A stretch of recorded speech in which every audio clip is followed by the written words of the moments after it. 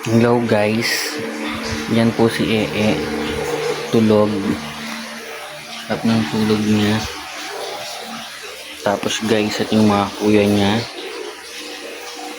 laging nagbubugbugan. Gising po ang Ee, cute.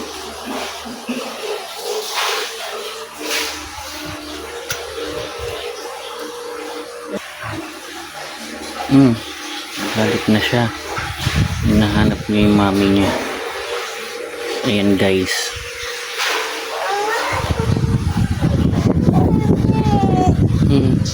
Papunta na si mami.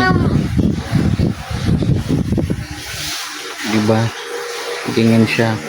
Kung mapapanood mo to pag malaki ka na, tingnan ka. Ayan o. Nagkulit Nagsipat-sipat. Ayan. Cute pero kahit ganyan yan, cute pa din yan. See you guys.